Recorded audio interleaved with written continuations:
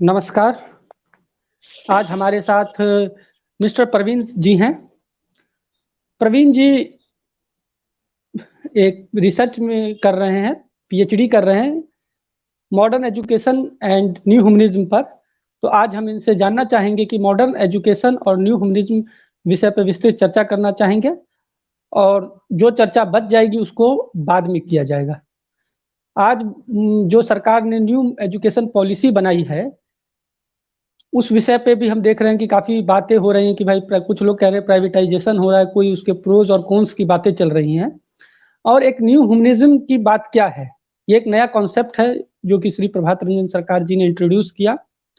तो उस विषय पे भी बात की जाएगी। तो नमस्कार आपको दादा, आप शुरू कीजिए। नमस्कार।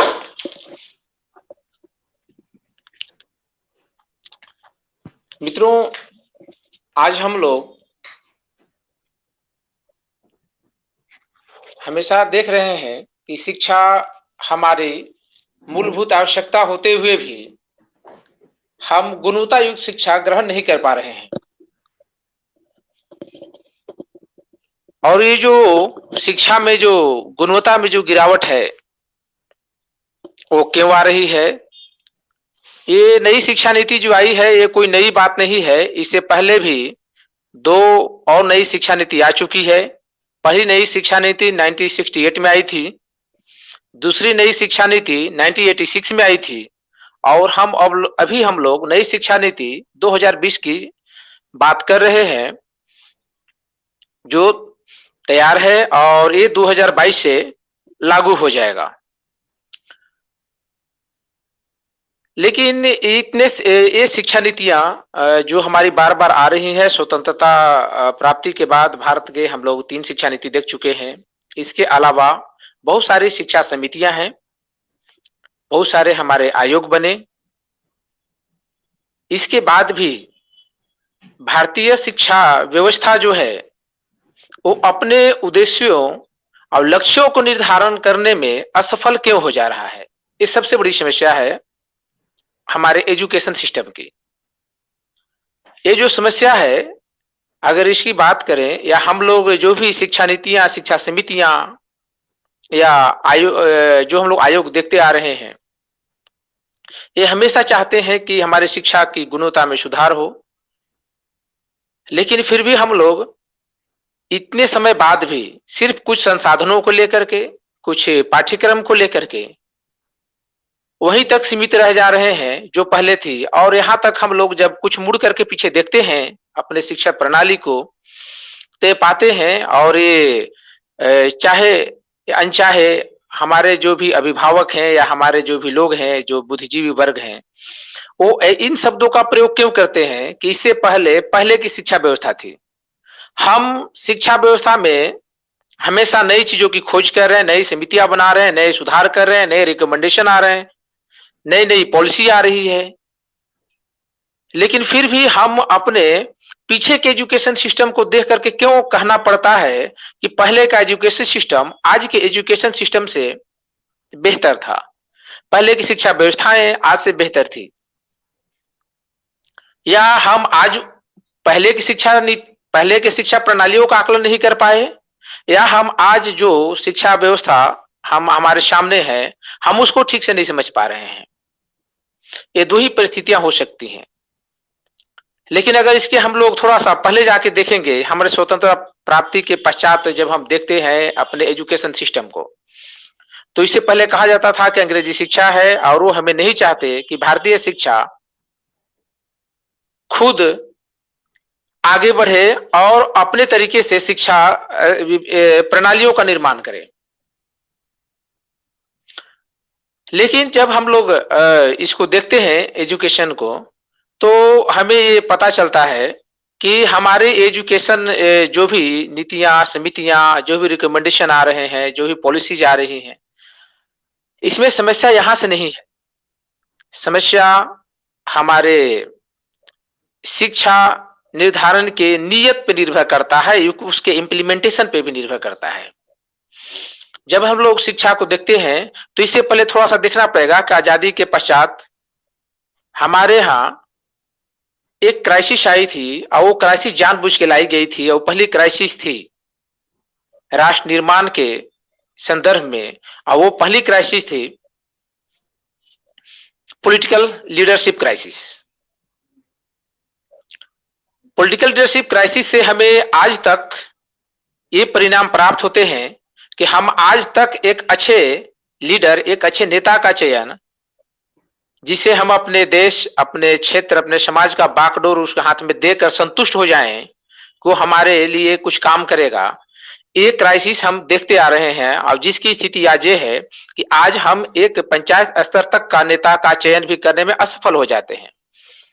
एक व्यक्ति जिसकी जो गुणवत्ता होती है, वो वैसे व्यक्ति को चुनने के लिए मजबूर होता है जो व्यक्ति उसके योग्य नहीं होता। तो पॉलिटिकल क्राइसिस जो लाई गई थी, इसीलिए लाई गई थी क्योंकि एक सीमित क्षेत्र से, एक सीमित जगह से, एक सीमित मानसिक योग्यता वाले व्यक्ति नेता बन सकें, लीडर बन सकें। ये परिस्थितियां जब आगे बढ़ी तो अभी जो समय लाया गया है,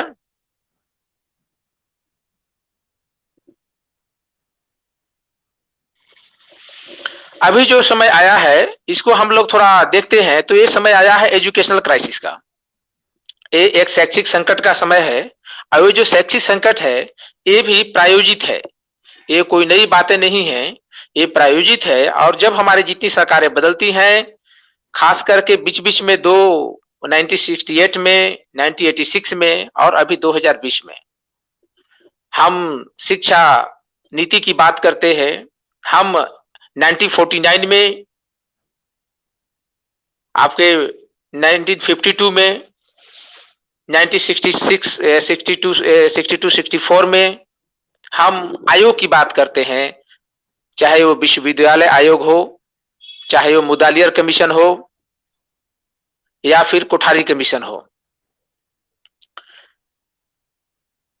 ये जो हमारे आयोग है, ये समितियां हैं, इसमें जो शिक्षाविद कार्य करते हैं उसको सही से इम्प्लीमेंटेशन क्यों नहीं किया जा सकता और क्यों नहीं किया जाता? इसके पीछे कारण होते हैं कि हमारी जो सरकारें होती हैं वो प्रायोरिटी एजुकेशन को देती ही नहीं। एजुकेशन मतलब यहाँ एक ही चीज बात रखी जाती है, औपचारिक शिक्षा। अगर हम लोग शिक्षा की बात करते हैं तो हम शिक्षा को 3 तरीके से देखते हैं। एक होता है औपचारिक शिक्षा, जिसके लिए कक्षा कक्ष की जरूरत होती है, एक उसमें कुछ शिक्षकों की जरूरत होती है, और उसके लिए एक सीमित समय, एक पाठ्यक्रम का निर्धारण किया जाता है और हम वहीं तक सीमित होते हैं। दूसरी हमारी जो एक मूल्य शिक्षा का जो परिप्रेक्ष्य है वो है अनौपचारिक शिक्षा की। अनौपचारिक शिक्षा के संदर्भ में हमारे एजुकेशन सिस्टम में कभी सुधार नहीं किया गया, ये वास्तविकता है। हमारे जितने भी आयोग बने, जितने भी नीतियां बनी, जितनी समितियां बनी, ये सिर्फ शिक्षा के एक ही क्षेत्र में काम कर पाई है, और वो जो शिक्षा का क्षेत्र है वो है औपचारिक शिक्षा। विद्यालय कैसे हो,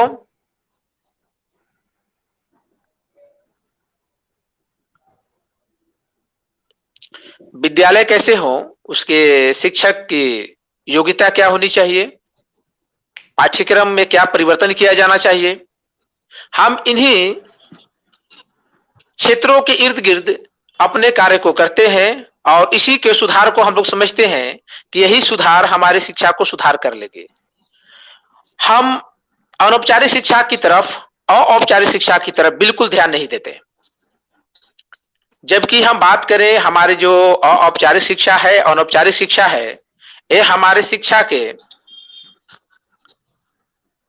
बाह्य मूल्य तत्व हैं। अगर हम बाह्य मूल्य तत्वों पे काम नहीं करते हैं तो हम अपने एजुकेशन सिस्टम में कितना भी नीतियां बना लें, वो परिणाम प्राप्त नहीं होंगे। तो अब हम आगे देखते, हम लोग आगे समझते हैं कि आखिर में ये समितियां जो बनती हैं या हमारा जो एजुकेशन सिस्टम है, उन पाठ्यक्रमों को क्या पूर्णतः लागू कर पाती है जो नई समितियां सामने आ जाती हैं? ऐसा नहीं होता।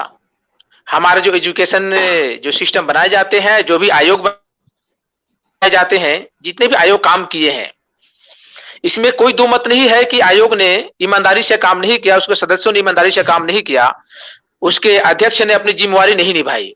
रिकमेंडेशन सभी आयोगों का सही आया है और उन्होंने इसको इम्प्लीमेंटेशन के जो भी रिकमेंडेशन दिए हैं, वो सारे रिकमेंडेशन ससमय पालन नहीं किए गए, या कभी पालन भी किए, कुछ अगर हम माने कि 30% तक अगर पालन किए भी जाते हैं तो उसका प्रॉपर मॉनिटरिंग नहीं किया जाता, क्योंकि हमारे जो भारतीय शिक्षा व्यवस्था है, उस शिक्षा व्यवस्था में पॉलिटिकल इंटरफेरेंस बहुत ज्यादा है, और जो हमारे पॉलिटिकल इंटरफेरेंस हैं वही हमारे एजुकेशन सिस्टम को ध्वस्त करते आ रहे हैं। हमें इस बात को समझना होगा कि एजुकेशन सिस्टम को अगर हमें ठीक करना है, इसके लिए पॉलिटिकल इंटरफेरेंस को एजुकेशन सिस्टम से अलग करना होगा। शिक्षा जो है वो शिक्षाविदों के हाथ में होनी चाहिए, हमारे अयोग्य या वैसे नेता जो कि इसको संभालने लायक नहीं है उनके हाथों में नहीं होनी चाहिए।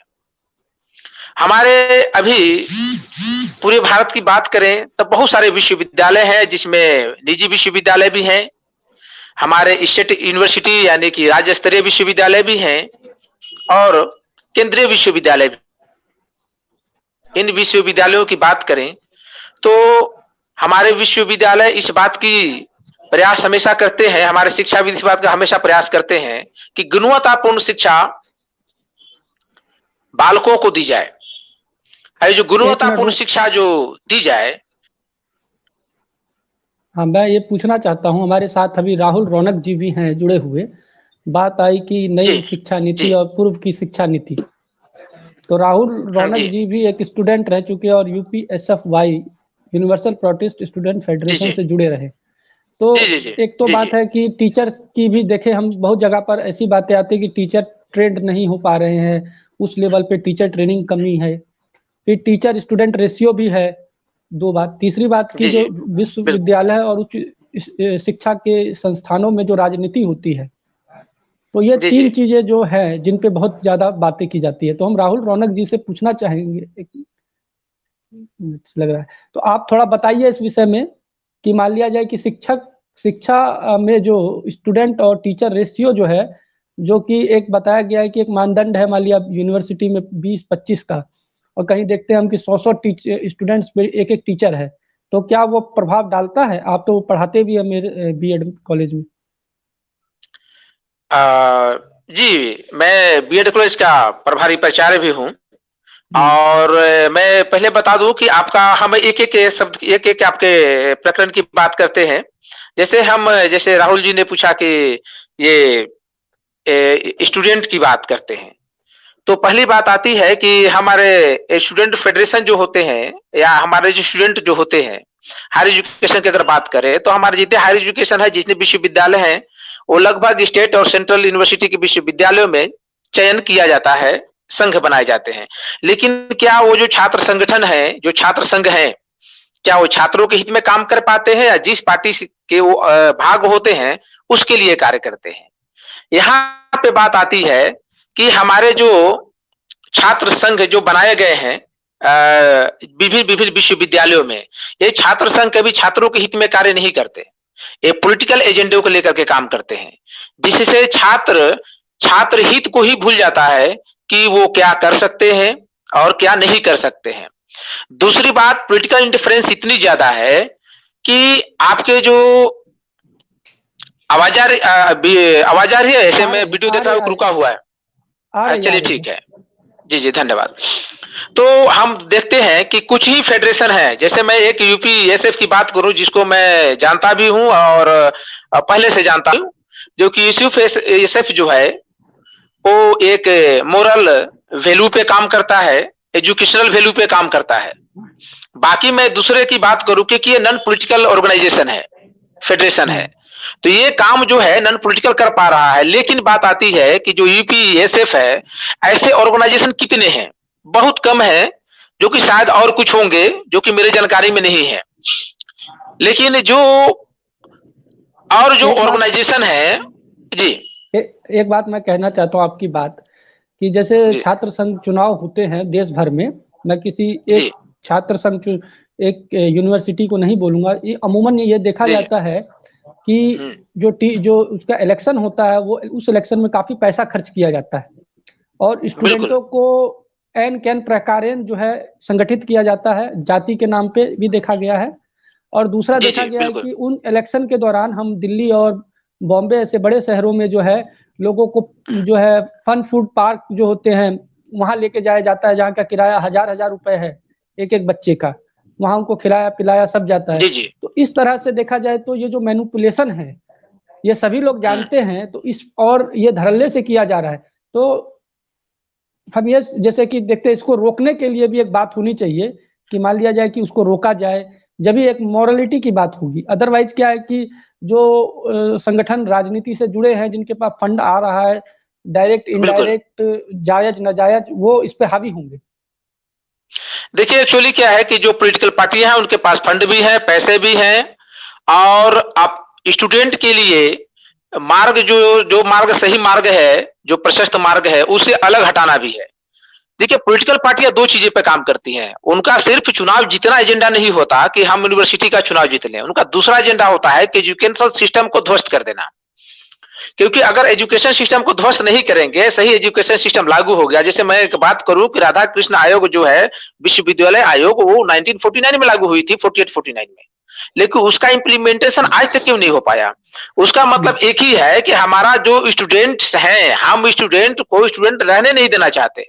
हमारी पॉलिटिकल पार्टियां नहीं चाहती कि स्टूडेंट टीचर जो आपका कोऑर्डिनेशन है वो बना रहे, वो नहीं चाहते कि कोरिलेशन स्टूडेंट टीचर के पीछे बना रहे। और ये जो है ये सबसे एक मिनट में आपको रोकना चाहूंगा, राहुल रौनक जी का इंटरनेट थोड़ा खराब हो रहा है, तो हम थोड़ा जल्द इनसे थोड़ा कनेक्ट हो जाएं। कि राहुल जी, आप थोड़ा सा यूपीएसएफ का जो है के सिद्धांतों को थोड़ा बताएं लोगों को कम से कम।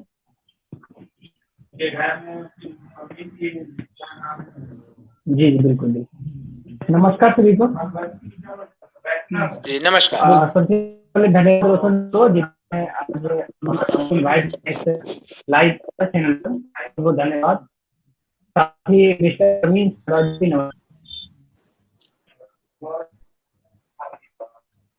मेरी आप लोग, हाँ बोलिए बोलिए।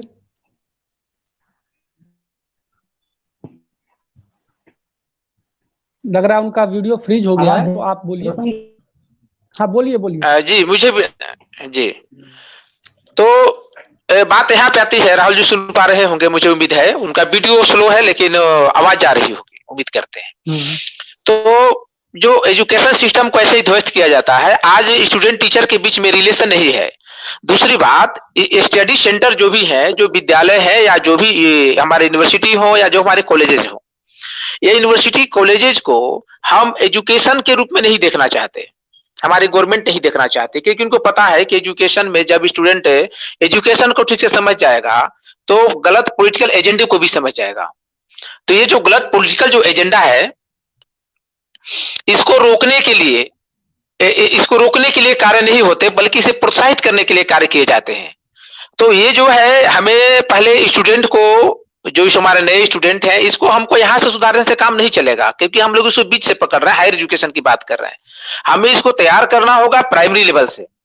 अब प्राइमरी लेवल से हमको जब तैयार करना होगा, तो इसके लिए सबसे बड़ा बेस है आपका न्यू ह्यूमनिस्टिक एजुकेशन। आप न्यू ह्यूमनिस्टिक एजुकेशन को अगर आप फॉलो नहीं करते हैं, उसे आप शिक्षा का मूल धारा में नहीं प्रवेश कराते हैं, तो ये परिस्थिति ऑडियो जो है, आप देखिए ऑडियो के सामने में आपने म्यूट कर रखा है, तो उस म्यूट को हटाए। चलिए वो कट गया उनका, बोलिए। तो ये जो न्यू ह्यूमनिस्टिक एजुकेशन है, इसको आपको इंप्लीमेंट करना होगा। अब बात आती है कि न्यू ह्यूमनिस्टिक एजुकेशन क्या है, क्योंकि हम लोग बात हायर एजुकेशन की कर रहे हैं। हायर एजुकेशन में सुधार लाना संभव नहीं है। ये बात वही हो गई कि हम जो है वो बचपन से बच्चे को संस्कार नहीं देते हैं, और जब वो क्राइम करता है तो कहते हैं कि बच्चा अपराधी है। तो बात होती है कि बच्चा अपराधी नहीं है, हम उसे अपराधी प्रवृत्ति धीरे धीरे देते चले गए हैं, और हम समझ ही नहीं पाए कि मेरा बच्चा अपराधी प्रवृत्ति का होता जा रहा है।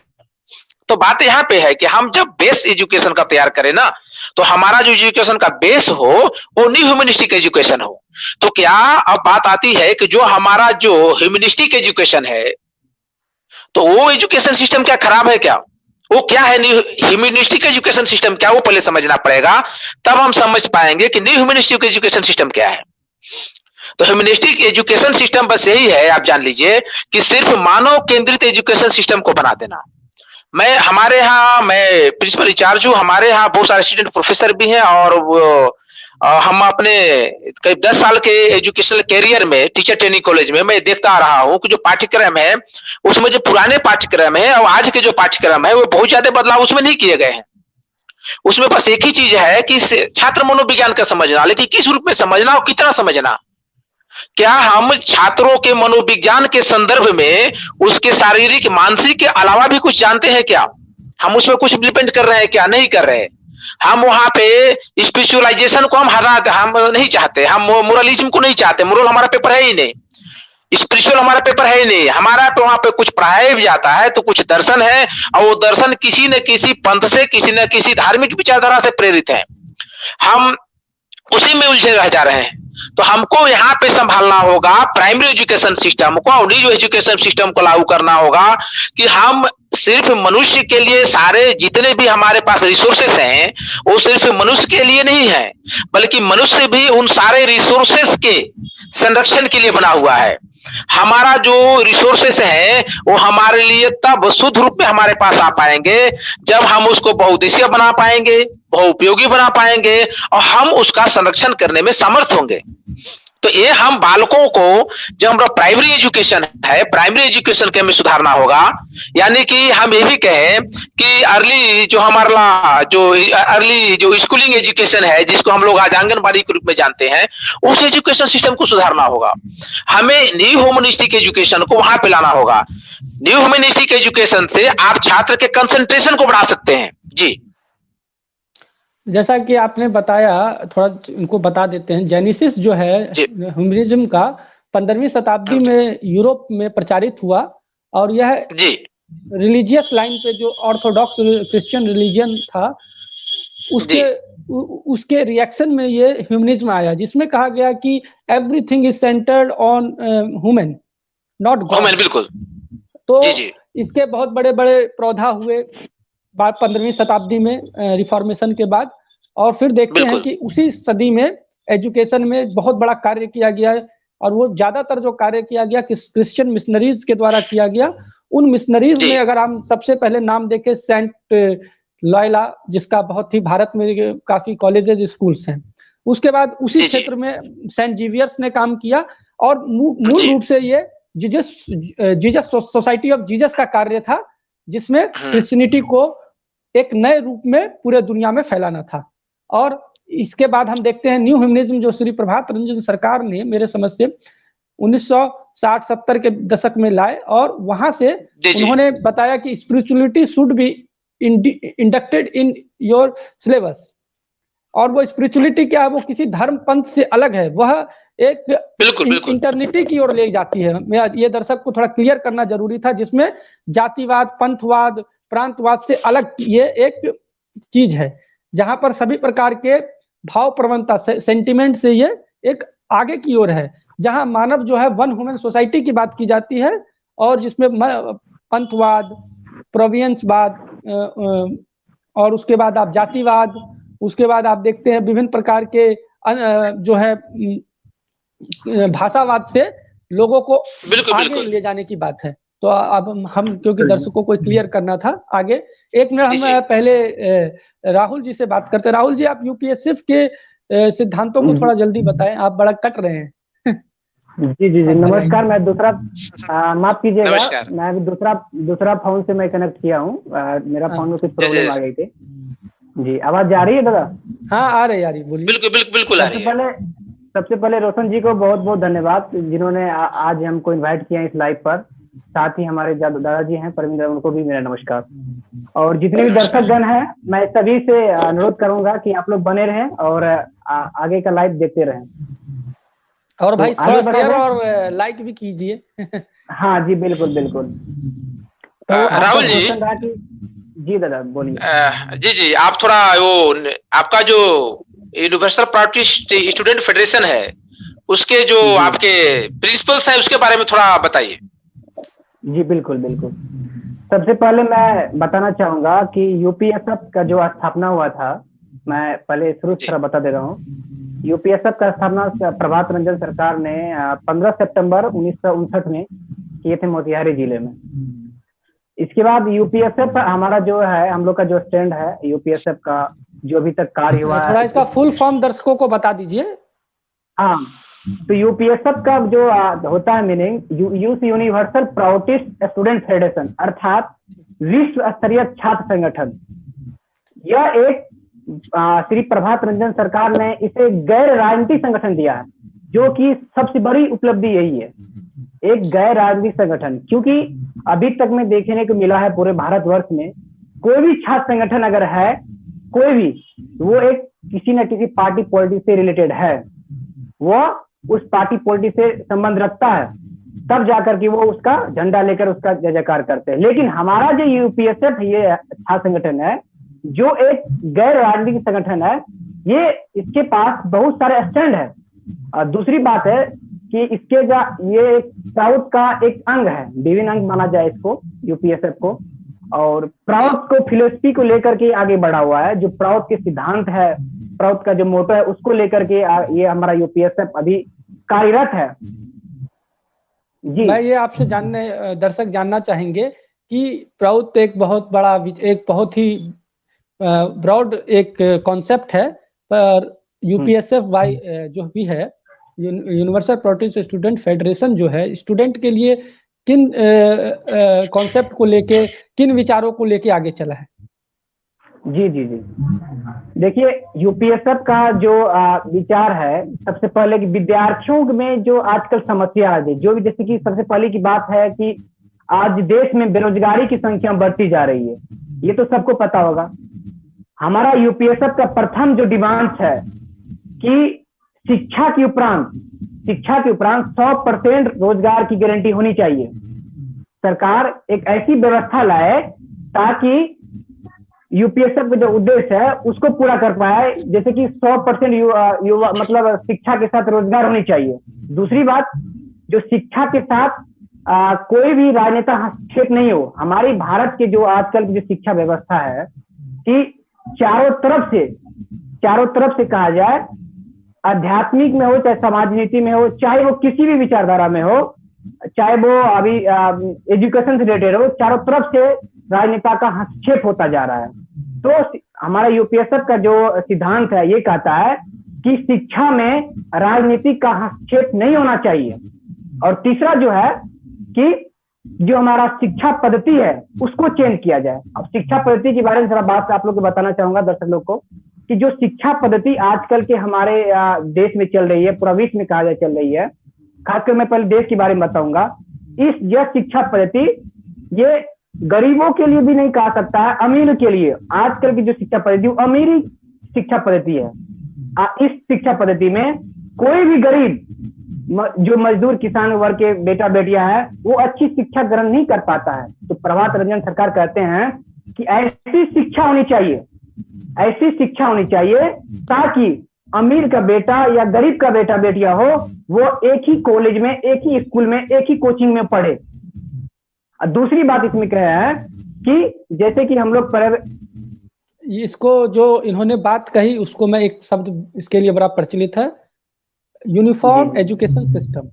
यह यूनिफॉर्म एजुकेशन सिस्टम वर्तमान में भी कुछ विकसित देश, यूरोप के खासकर स्कैंडिनेवियन कंट्रीज में है, जहां पर सभी बच्चों को एक समान लंच, एक समान शिक्षा मिलती है, जिसमें कि शिक्षा जो है भारत में जैसे समान शिक्षा से यहाँ तात्पर्य, जैसे भारत में प्राइवेट स्कूल हैं उनकी भी डिग्री है, जैसे डीपीएस है, तो वो क्या कहते हैं, और इसी तरह international school, Goenka international school, DPS, और इस तरह से देखें तो एक ये लेवल है। फिर सरकारी में भी देखें सर्वोदय, स्टेट की शिक्षा अलग है, स्कूल अलग है।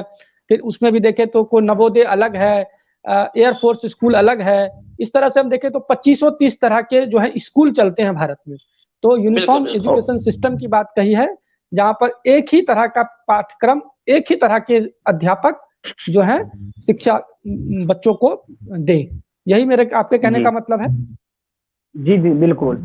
और दूसरी बात है कि सरकार जो, जैसे कि कोई अगर प्राइवेट में पढ़ने जाता है तो वहां देखे होंगे कि वहां की किताबें अलग होती है, वहां की किताबें अलग होती है, और सरकार जो बीटीसी वगैरह देती है वहां की किताब अलग होती है। कि इससे ये तात्पर्य होता है कि अमीरी रेखा और गरीबी रेखा अभी भी हमारे देश में है, जो कि नहीं होना चाहिए। प्राउड के अनुसार वो नहीं होना चाहिए। सबसे अहम जो बात यही है, जो ये जो हम लोग एजुकेशन की जो बात करते हैं, शिक्षा, अमीरी शिक्षा पद्धति और गरीबी शिक्षा पद्धति, भारत की जो शिक्षा पद्धति है ये हम लोग का बहुत ही कमजोर हो चुका है, दयनीय हो चुका है। और अगर इसको लेकर के हम लोग आगे बढ़ेंगे तो सबसे पहले शिक्षा पद्धति को हम लोग को आगे मुद्दाओं को बढ़ाना पड़ेगा, तब जाकर के हम एक सच्चे भारत का निर्माण कर सकते हैं।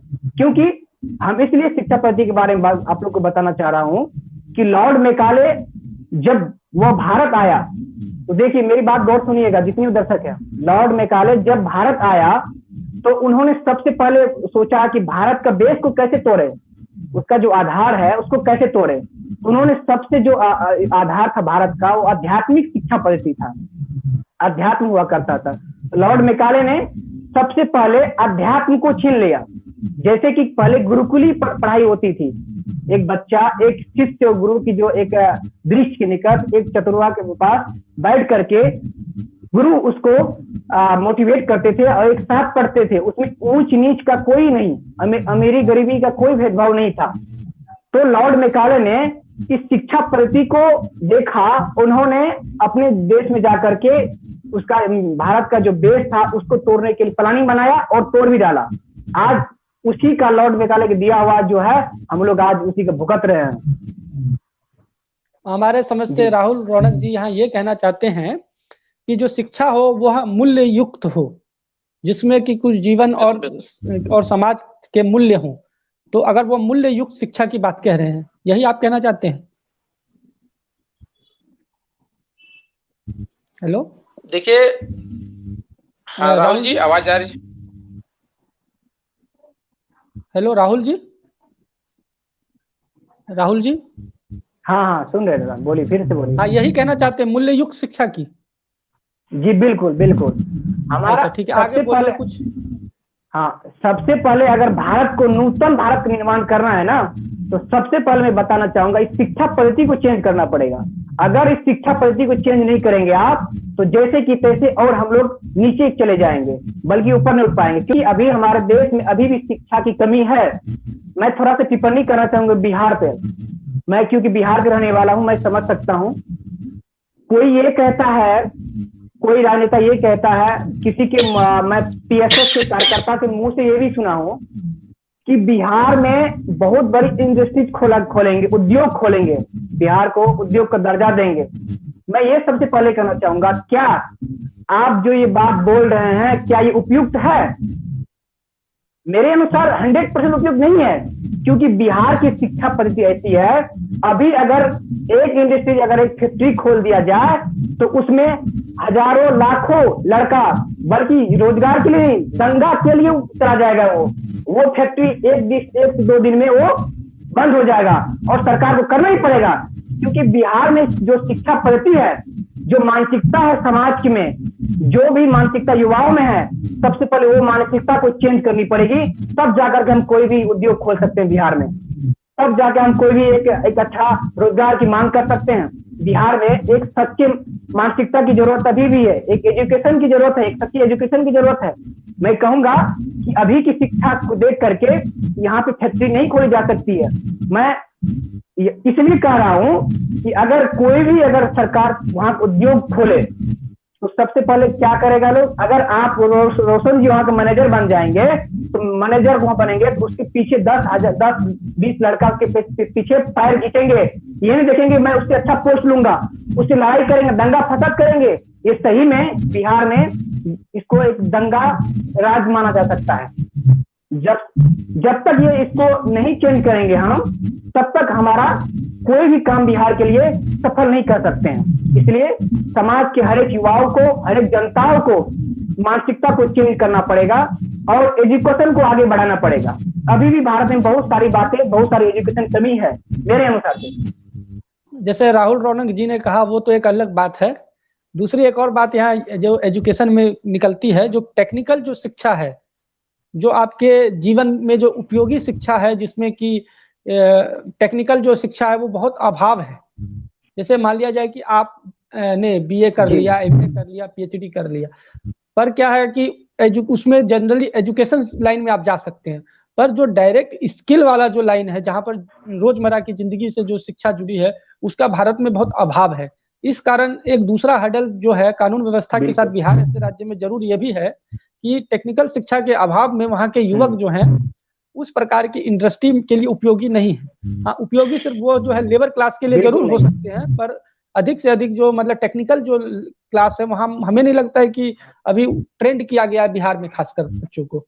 तो मेरे अंदाज से यूपीएसएफ का जो है यह भी एक एजेंडा जरूर रहा है कि टेक्निकल जो शिक्षा हो, स्किल शिक्षा उसको दिया जाए। जी बिल्कुल। अच्छा, आगे आप जो बता रहे थे, क्या नाम दादा, हमसे हमारी बात हो रही थी आपसे प्रवीण जी से, तो आगे जो न्यू ह्यूमनिज्म है उस पे जो आप आगे जो रिसर्च कर रहे हैं उसके विषय में थोड़ा बताइए। हाँ, तो मैं वही बता रहा था कि जो हमारा जो प्राइमरी एजुकेशन सिस्टम है वहां से हमको न्यू ह्यूमनिज्म की शुरुआत करनी होगी, और पहले हमको जानना पड़ेगा कि न्यू ह्यूमनिज्म क्या है। कुछ आवाजें आ रही हैं। अच्छा, नहीं कहाँ से आवाज है?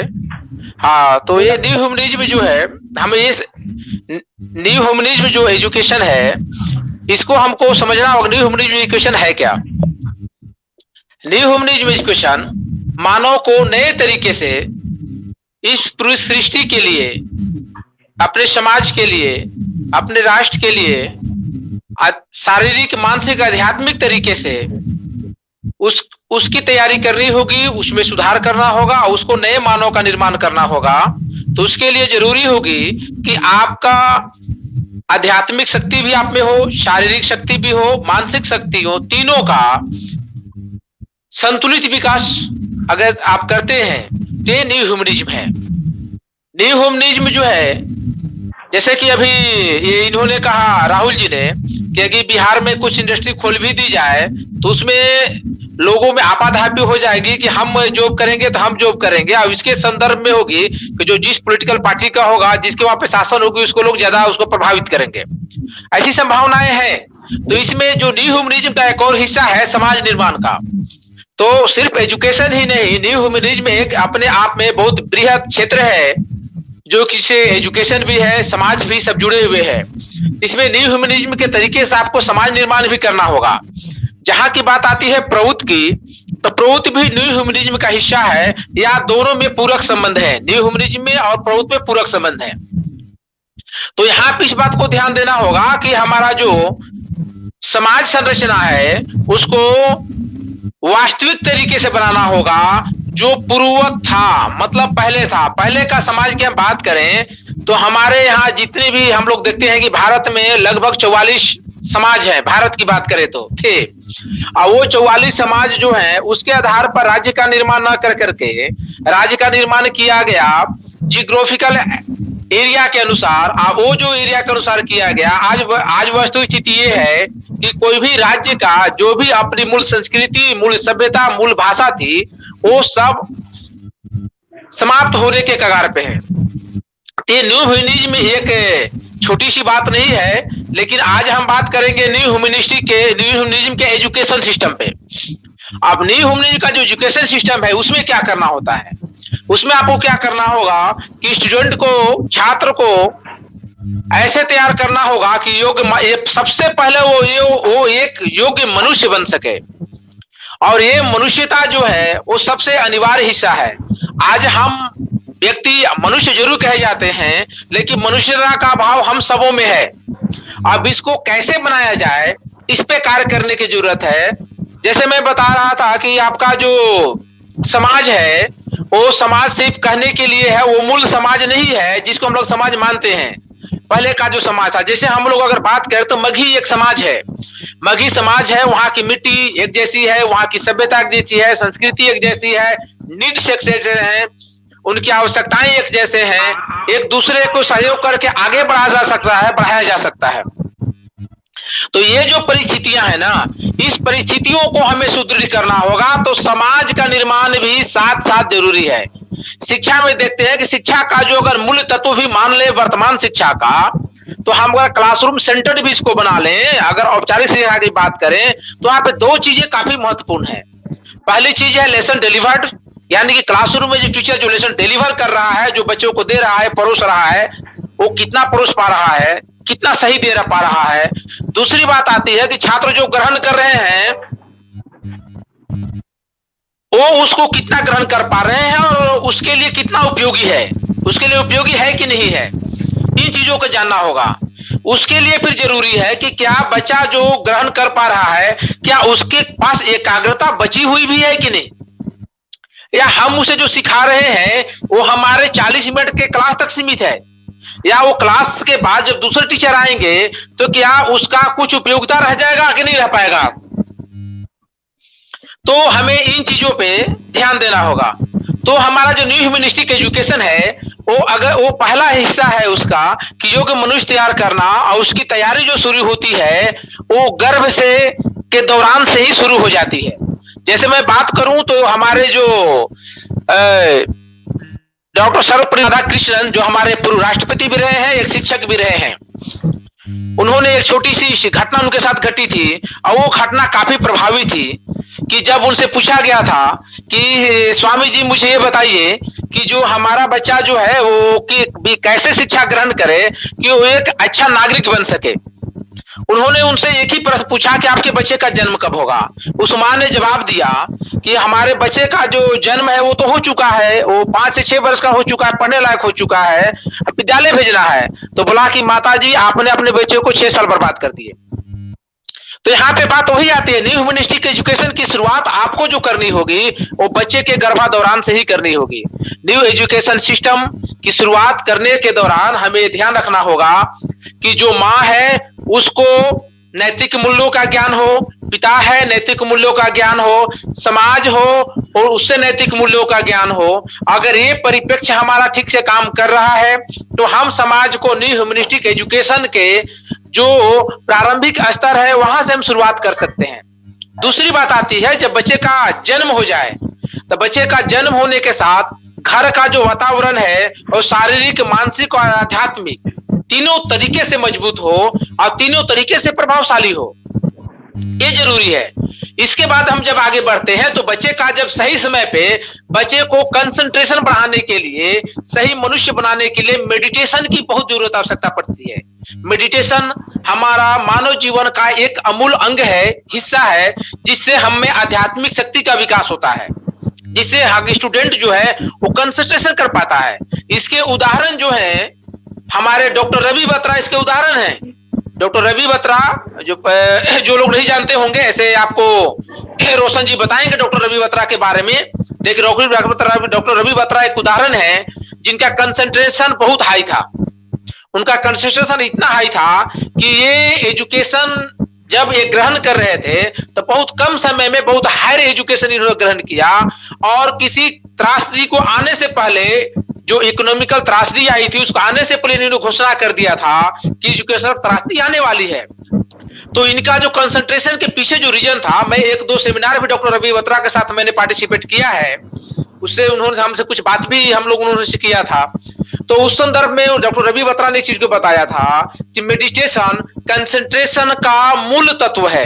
यदि आपको कंसंट्रेशन चाहिए, किसी लर्नर को, किसी स्टूडेंट को यदि अध्ययन करना है, सही तत्वों का अध्ययन करना है, किसी तत्वों का विश्लेषण करना है, संश्लेषण करना है, तो जरूरी है कि वो स्टूडेंट मेडिटेशन जरूर करे। मेडिटेशन आपका न्यू ह्यूमनिज्म एजुकेशन का नींव है, और इसका हमें सबसे पहले ध्यान रखना होगा। आज हमारे समाज में अपराधीकरण बढ़ रहा है और हम लोग सिर्फ सोशल मीडिया के माध्यम से, मीडिया के माध्यम जान करके अपने घर में अपने मित्रों के साथ उसका उपहास करते हैं और कहते हैं कि ये गलत हो गया। कि जैसे न्यू ह्यूमनिज्म जो अपना कॉन्सेप्ट है श्री प्रभात सरकार द्वारा प्रतिपादित, उस बातें कही गई कि एक न्यू ह्यूमनिस्टिक व्यक्ति को भाषावाद, मजहबवाद, प्रांतवाद इस सभी चीजों से ऊपर उठ के मनुष्य बनना पड़ेगा बिल्कुल और संपूर्ण समाज को एक मानव समाज बनना पड़ेगा। बिल्कुल बिल्कुल इस संदर्भ में तो बिहार में हम, क्योंकि हम गए इलेक्शन में भी देखा और वहां जाते रहे, तो हम जानते हैं बिहार क्या पूरे भारत को हम एक केस स्टडी के तौर पे जानना चाहिए, क्योंकि आप लोग उसी क्षेत्र से हैं। तो राहुल जी, आपने बताया वाद है, तो वो तो एक प्रांत है, पर वहाँ जो जाति हमें कहने का मतलब सभी और मजहबवाद, यह दो चीज जो है बिहार में बहुत मात्रा में पाई जाती है। सेंटिमेंट लगभग व्यक्ति इस सेंटिमेंट से ग्रसित है और राजनेता जो वितरण भी करते हैं वह भी इसी आधार पे करते हैं। तो जो गुंडे भी तत्व हैं वह भी आधार पर राजनेताओं से प्रशय पाते हैं और बहुत हद तक देखा जाए तो क्षेत्रीय भी उनको प्रशय देती है। तो क्या आपके जो स्टूडेंट कॉलेज में इसका कितना प्रभाव है टीचरों के ऊपर और यूथ के ऊपर, कृपया ये बताएं।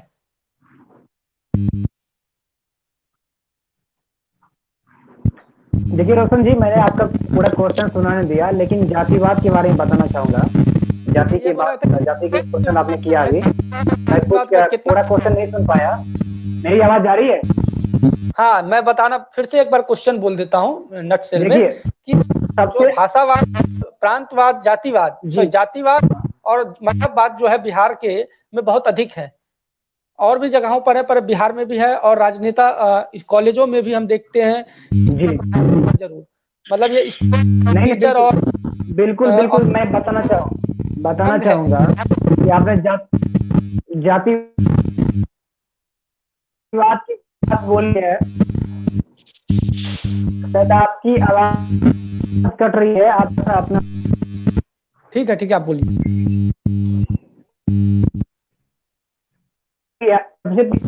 बिहार ऐसा एक राज्य है, दयनीय राज्य है। सबसे पहले क्या होता है कि मन में है बस ऐसे आदमी के दिमाग। इस बार के इलेक्शन में अगर कहा जाए तो एक स्टेज पे से एक नेता बोलते हैं कि मेरे अंदर इसका खून है, कोई कास्ट का नाम लेके बोलता है मेरे अंदर इसका खून है, तो उससे ये पता चल कितने ऐसे भी है। मेरी आवाज आ रही है, सुन रहे हैं आप लोग? हाँ बोलिए।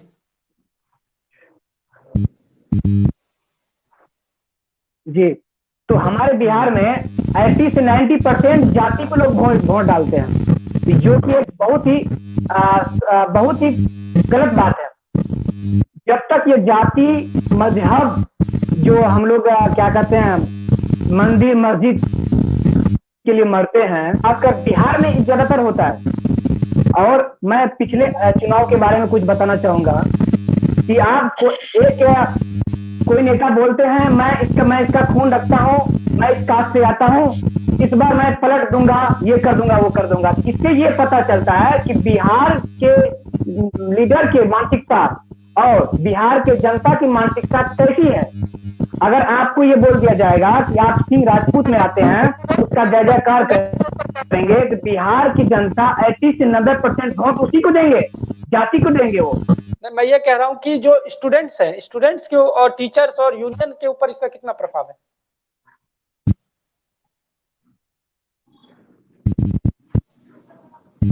जी,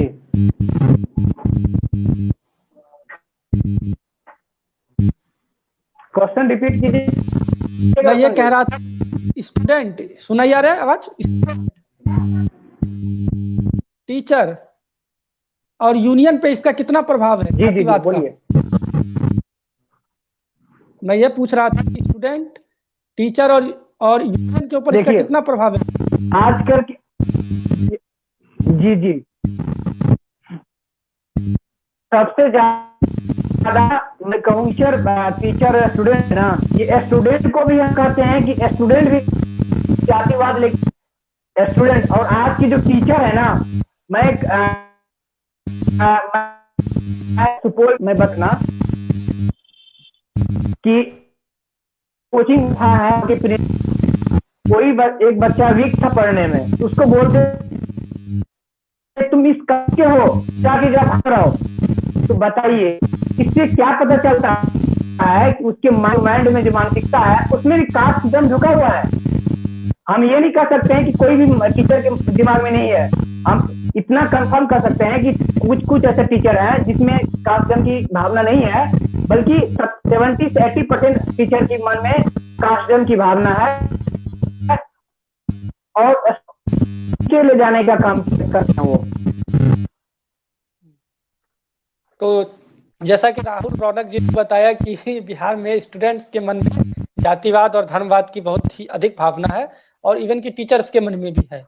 तो कहने का मतलब टीचर क्योंकि एक एजुकेशन सिस्टम से आए हैं, तो इसका मतलब उस जो पुरानी व्यवस्था जो थी टीचिंग की वो अपने आप में डिफेक्ट थी, जब भी टीचर आज भी इस प्रकार की जातिगत भावना से ग्रसित हैं। तो आपका हम एक्सपीरियंस जानना चाहेंगे सर, आप तो पढ़ाते भी हैं।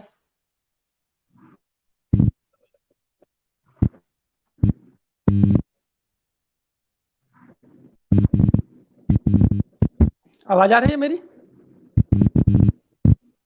हेलो, हाँ आवाज आ रही है आपके। हम ये बोल रहे थे कि जो आप तो टीचर हैं, पढ़ाते हैं, तो आप इस विषय पे क्या बताना चाहेंगे? मतलब इस तरह की चीजें है पुराने जो डिफेक्टिव सिस्टम में आई टीचरों के मन में और स्टूडेंट्स के मन में, जो जातिवाद और एक तरह का धर्मवाद की जो भावना आई, मजहबवाद की, उसके विषय में थोड़ा बताइए एक्सपीरियंस।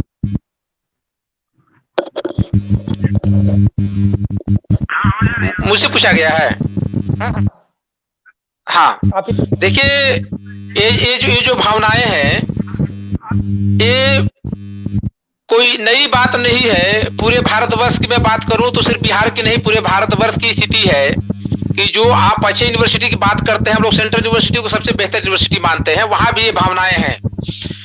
अब बात आती है कि ये भावनाएं क्यों हैं, तो ये जड़ है। अब इस जड़ को हम लोग जो भी ये समाप्त करना चाहते हैं, तो हम लोग पेड़ को ऊपर से काटने की बात करते हैं और जो जड़ें हैं वो रह जा रही हैं, तो वो जड़ें अपनी शाखाएं फैलाएंगी। तो यहाँ पे समस्याएं जो है वो जातिवाद की कोई नई नहीं है, ये पुरानी समस्या है। इसको समाप्त करना इतना आसान भी नहीं है। इसके लिए जरूरी है कि मोरल एजुकेशन को डेवलप किया जाए और एजुकेशन सिस्टम को नए तरीके से तैयार किया जाए। इसके लिए सबसे ज्यादा जरूरी है कि छात्र को मोरलिस्ट बनाना। देखिए, हम टीचर को मोरलिस्ट नहीं बना सकते, क्योंकि वो टीचर अपने जीवन का बहुमूल्य हिस्सा जी चुके हैं और वो जो है जड़ से जुड़े हुए हैं। हमें यहाँ पे परिवर्तन करना है छात्रों को, क्योंकि वो भावी शिक्षक हो सकते हैं। तो हमें यहाँ पे सुधार उनमें करनी है और इसके लिए जरूरी है, जैसा कि यूपीएसएफ की बात हो रही है, यूपीएसएफ जैसे ऑर्गेनाइजेशन को लगभग में मैक्सिमम कॉलेजों में, यूनिवर्सिटीज में होनी चाहिए। अब इसकी विस्तार जो है राहुल जी आप लोग थोड़ा बड़े पैमाने पे करें, ताकि जो है ज्यादा जगह पे हो।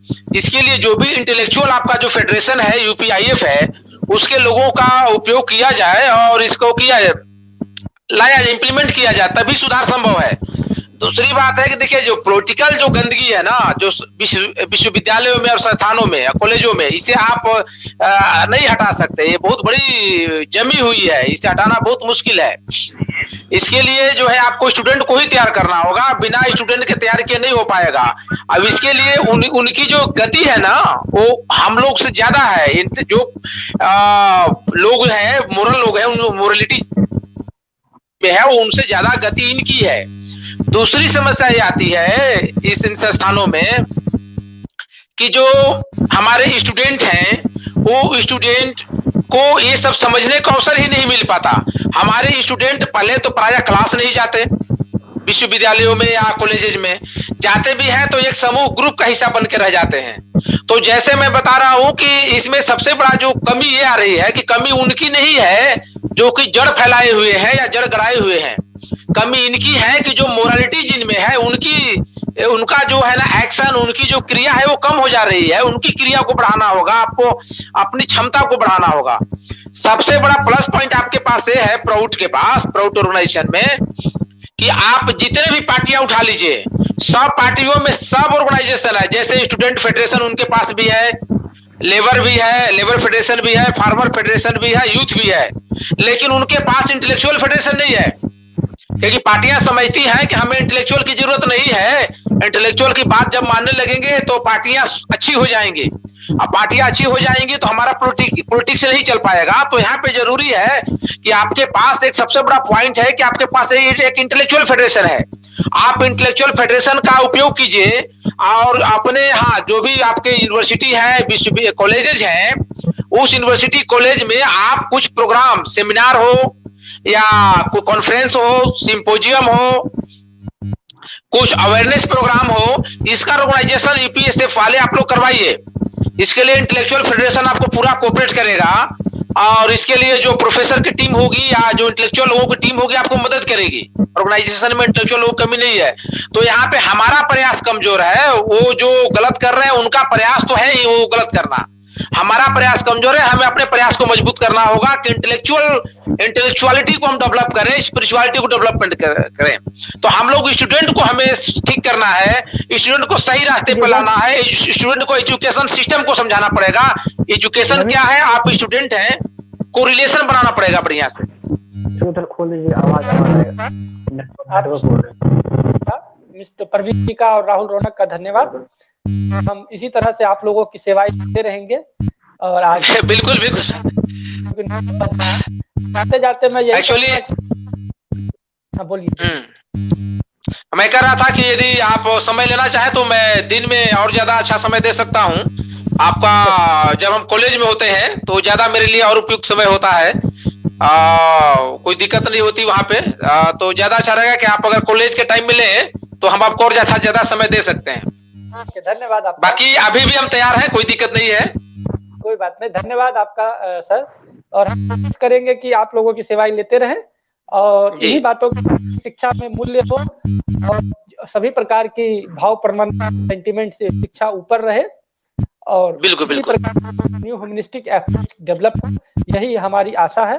और हम आशा करते हैं कि भविष्य स्टूडेंट्स का और सभी समाज का और स्टूडेंट का बहुत ही स्वर्णिम हो। अच्छा, धन्यवाद।